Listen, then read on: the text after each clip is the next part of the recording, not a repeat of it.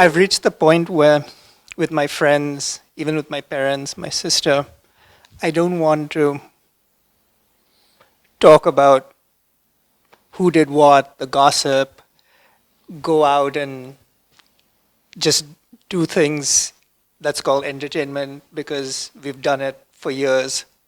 And I want to stop doing that. In fact, I want to do zero of it. And I heard you say you just can't leave what you've accumulated. And what comes up for me is that when I see certain behavior, I feel disgusted. So when I see, say, my parents doing things out of habit or pattern and not being able to see it, or even, at least to me, worse than that is not wanting to go to the fact, just believing it out of habit, I feel disgusted. And then I feel disgusted at myself for being in that environment and not being brave enough to do something about it. And then I look at my weaknesses and I feel disgusted at that I'm not compassionate, I'm putting up with things, I'm not doing what feels right. And I guess the money example was easy, that only give as much as is needed, and that's quantifiable. How do I do it with family in terms of attention, and they want sympathy and I want to tell them to see things as it is, and I would like them to show it to me as well. And that's why I feel what I would like to do is just move away, but that feels like an escape in a way. And I just heard you say that you just can't leave what you've accumulated. I said you can't leave before you have cleared your dues. I didn't mean to say that you can't leave at all. You see, till the time the dues exist, you have to pay your installments. And does that mean that the relationship will cease to exist once the loan has been cleared off? No. After that, it will be not because of compulsion or obligation, but rather due to compassion. However, you cannot use compassion as an alibi to shy away from your dues. That's what I meant to emphasize in this particular context. Are you getting it?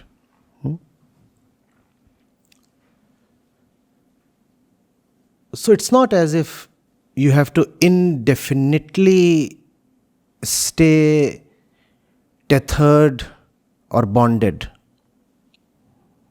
Not really.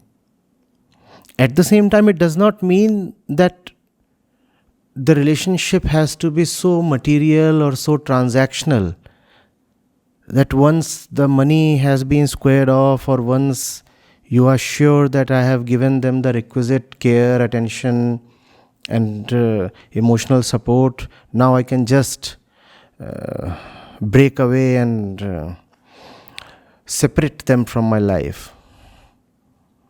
Right? We are talking of neither of these ends. On one hand, we are talking of very material responsibility, and then we are talking of a spiritual responsibility, which is not really a responsibility. It's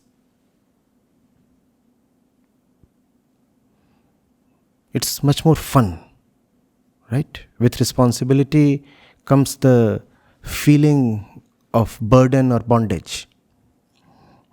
But when you give to the other not because you owe him something, but because there is fun in giving, but because it is a part of your life, it is related to your existential project, then there is no obligation really, and then there is no disgust in giving then. At the same time, you are not really obliged to give. There can be no obligation in fun. But if you give at all, and I prefer we give as much as possible, to as many people as possible. If you give at all, then it is out of your really free will. It is out of your freedom, not because of your liabilities.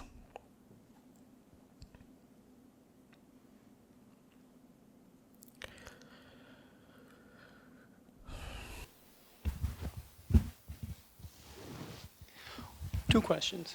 What did you mean when you said clear your dues in the beginning? And the second question is, what if I'm giving and the person to whom I'm trying to say, watch these videos or talk about it, the person gets very angry and defensive and says, I don't want to talk about this with you?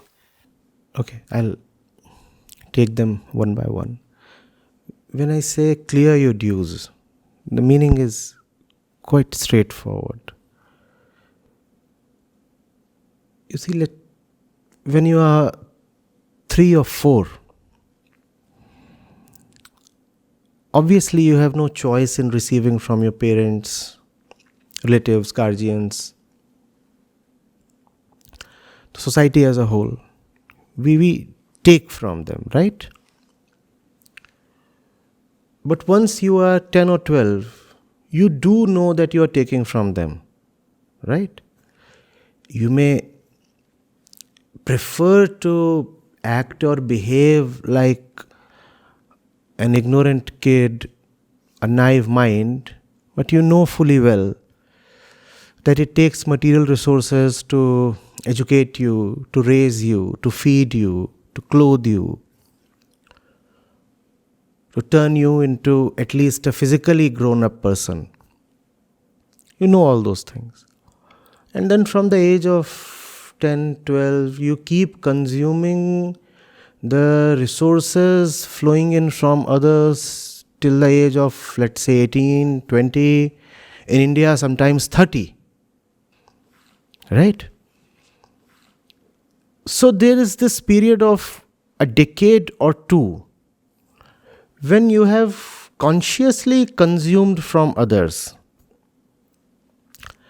consumed material stuff, consumed emotional security, consumed a feeling of identity, a lot of things that have gone into turning you an adult. Now, once you are 20 or 30, you cannot just suddenly, abruptly disengage. There is a bill to pay. There is a debt to settle. That's what I mean to say. That was one example. The other example could be, there's a woman you have been with since long. And just as most relationships are founded on fleeting emotions and carnal stuff, let's say your relationship too was similar. And then you have some kind of a spiritual awakening. And that's after 10 or 15 years of relationship, or let's say even 5. You may have had kids, you may not have had kids. If you have brought kids into the picture, that makes things even more complicated. Can't just run away now. There are dues to settle. At the same time, those dues are not infinite. You need not invest your entire life, entire time, entire energy in just settling those dues. Those dues can be managed, in fact, can be cleared, provided you do not exaggerate them, inflate them any further. That's the first precaution you have to take. Do not raise loans to settle existing loans. And be very focused. And in a sense, very spiritually ethical in acknowledging and clearing your dues. Be very sharp, very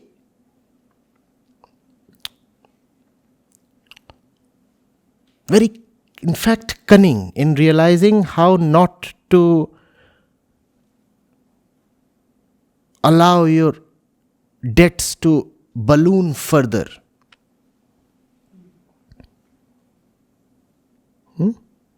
I know these words will not sound very spiritual, but I am saying be very calculative.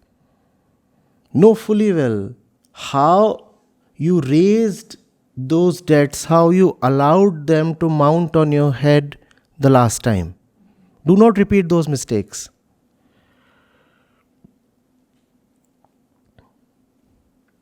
At the same time, if there is a liability, be very honest in acknowledging and clearing it. Otherwise, you'll find no peace. Getting it? Now, this was the transactional part of the whole thing.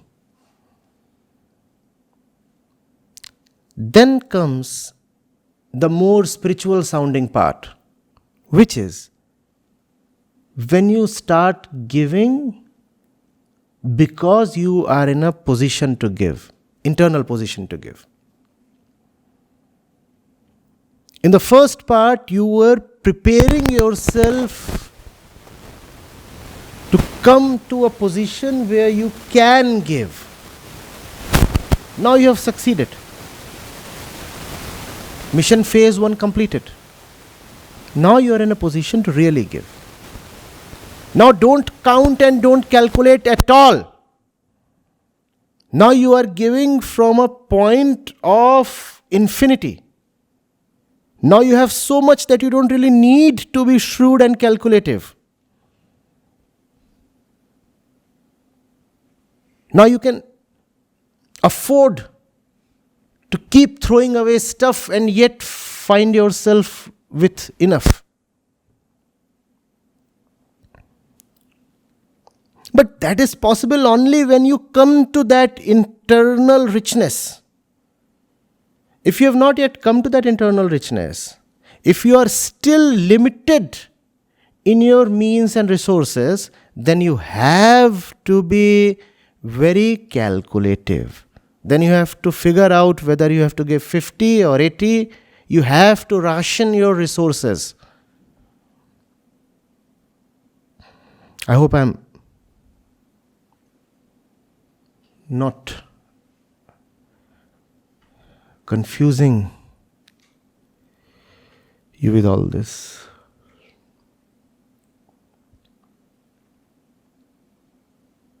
You're getting it.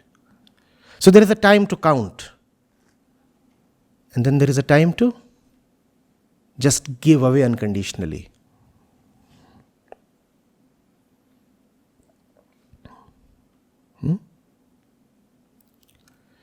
Maybe this is not directly or completely addressing what you want to say. Or is it?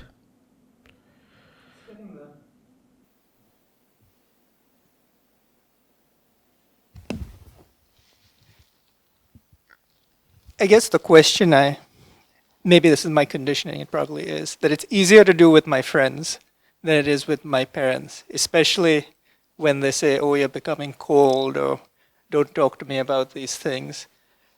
If it were my friends, I would just let it be. I wouldn't reach out to them.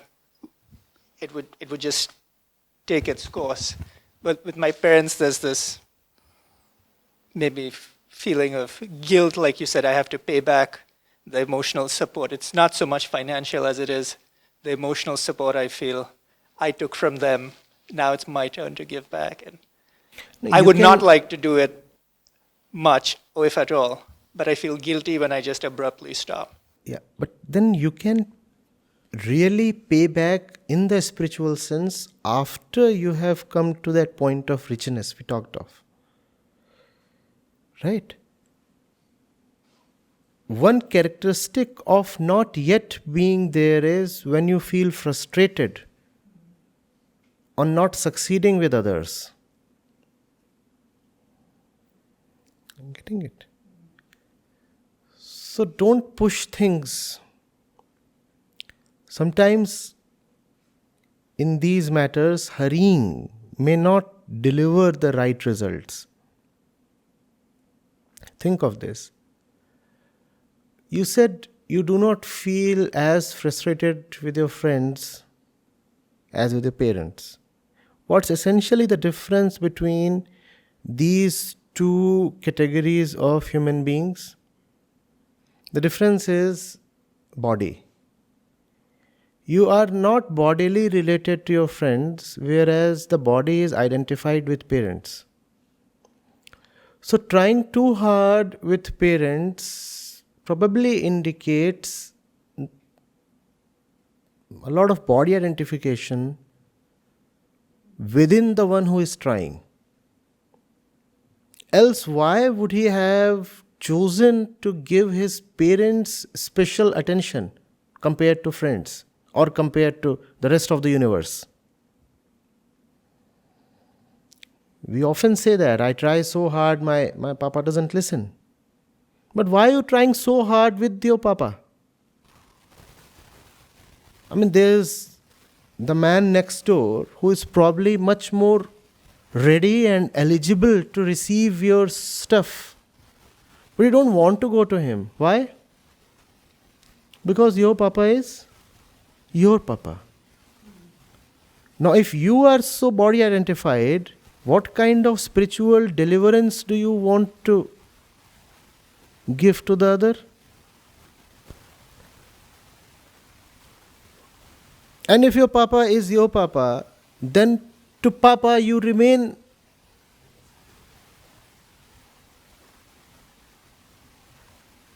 How will you ever become a counselor or a friend, let alone a guru or guide? And which papa wants to take sermons from beta? You can listen to a stranger, maybe.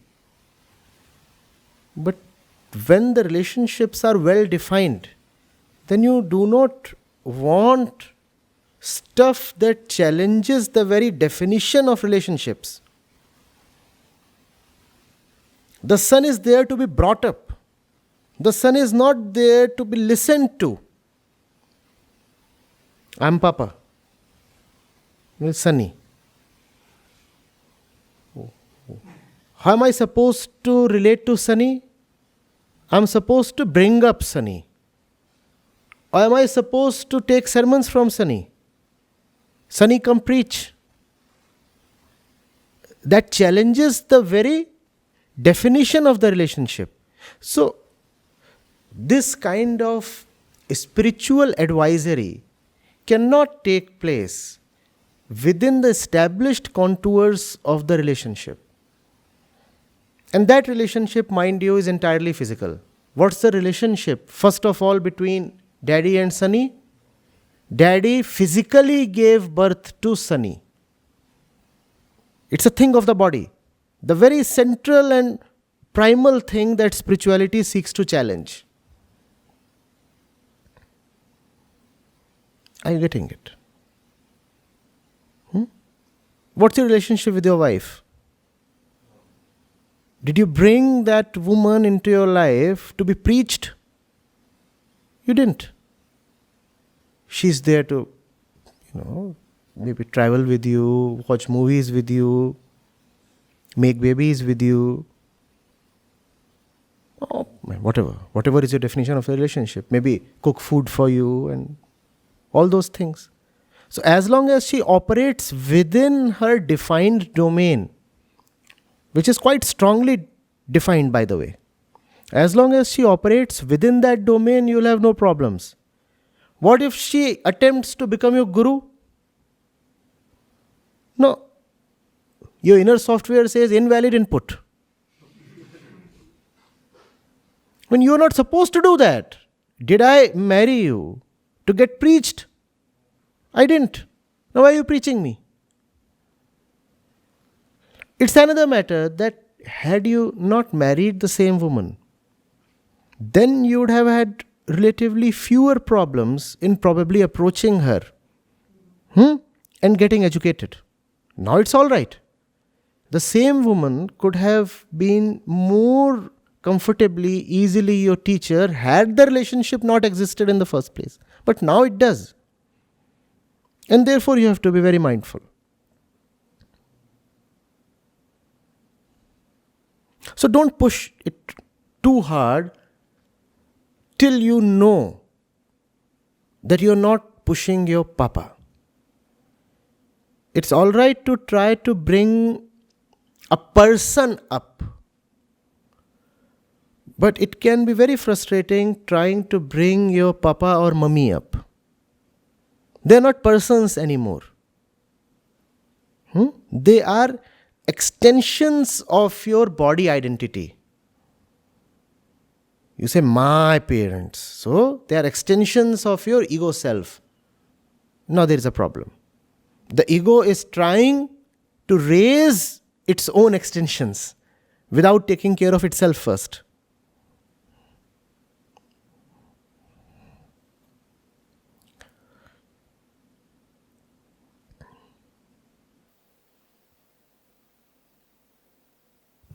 Yeah, I see that now, that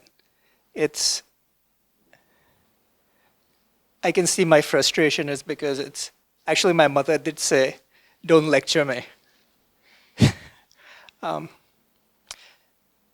I guess my response to that was to just stop and disengage.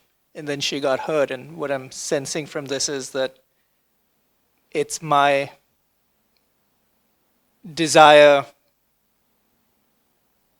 that I had an outcome in mind, that she would listen to me and maybe go to the facts. And I think that was very much more strongly identified versus, say, it was someone I'd met on a train or a bus and talked to. A general little bit of advice. Home is the last place to practice spiritual activism.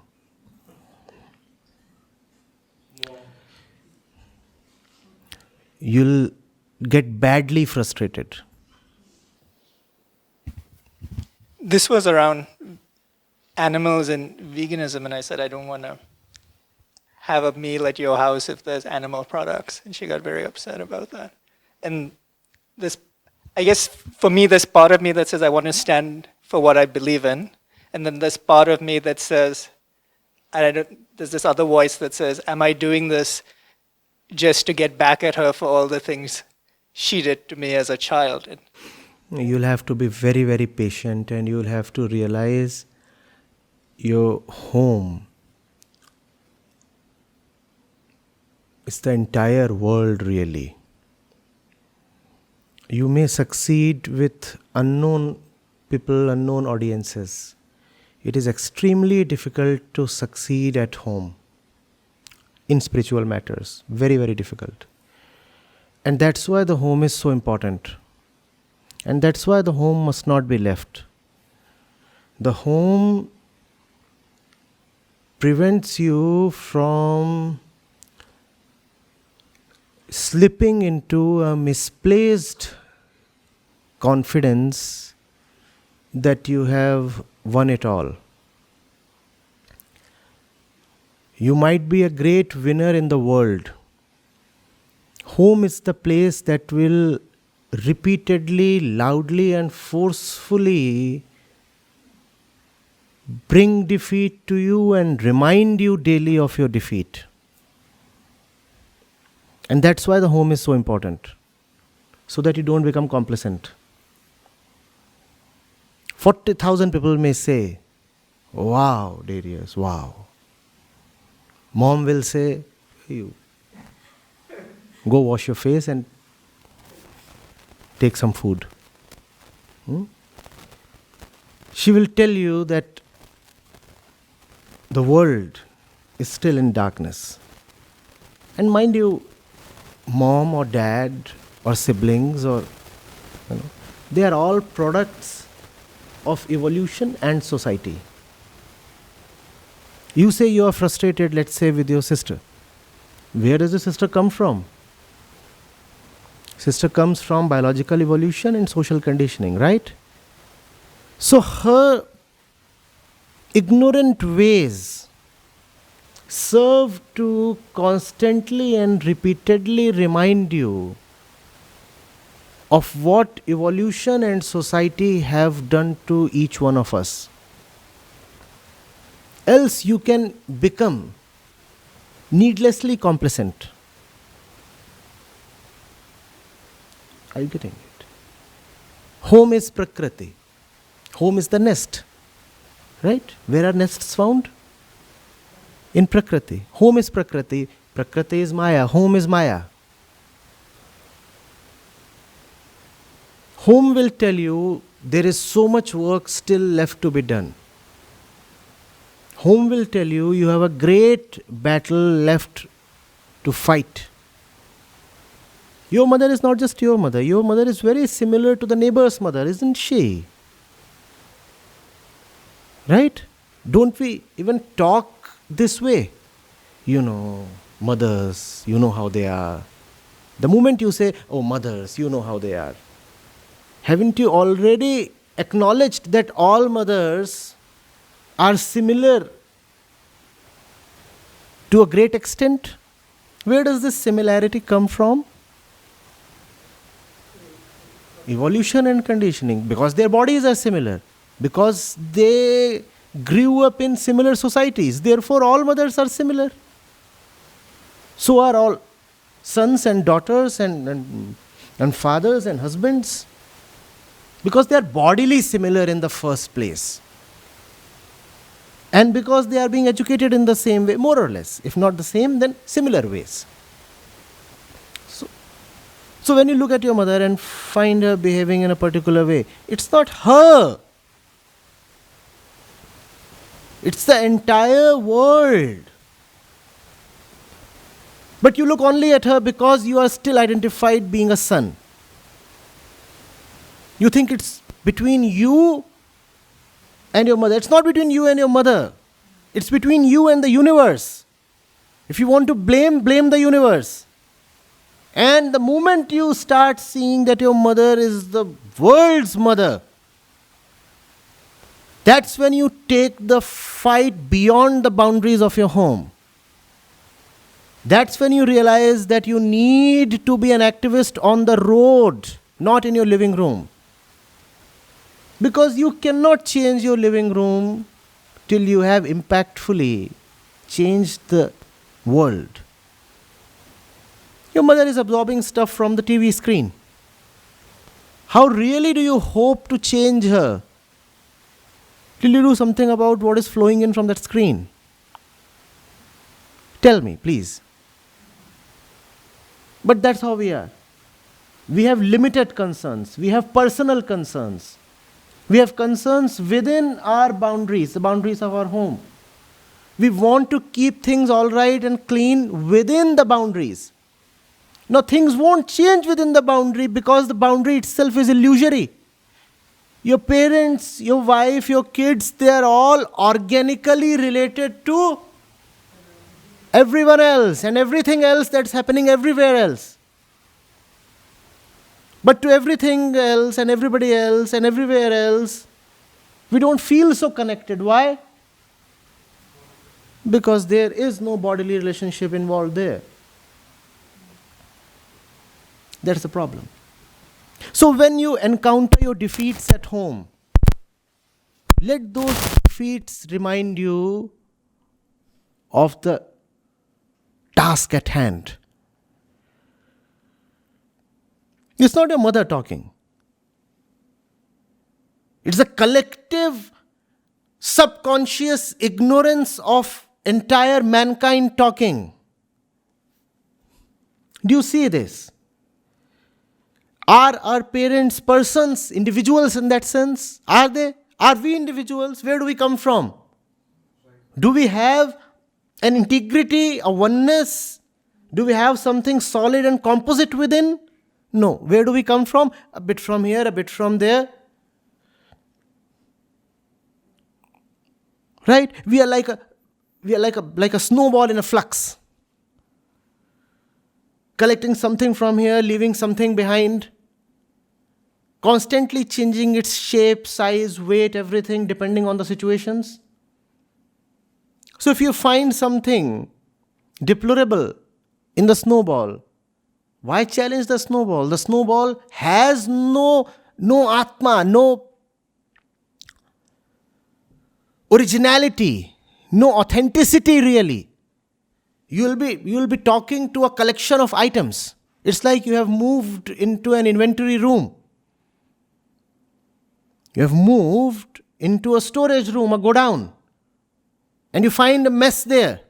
And what are you doing? You are yelling at the room. Is there anybody there to respond? There is a lot of stuff there, but all of that stuff has come from here and there. Who will respond to your desperate plea? Who will answer your frustration? Nobody, because there is nobody there to answer. Or let's say there is somebody, but who is sleeping, is fast asleep. Fast asleep. And everything else is immaterial. Everything else, no, not immaterial. Everything else is purely material. Your stuff there, stuff, right? Stuff that we take in from the society, from the markets, from everything that we come across. Can you visualize this man who is yelling inside a godown? And expecting packages to respond to him? They won't, because they don't exist consciously in any way.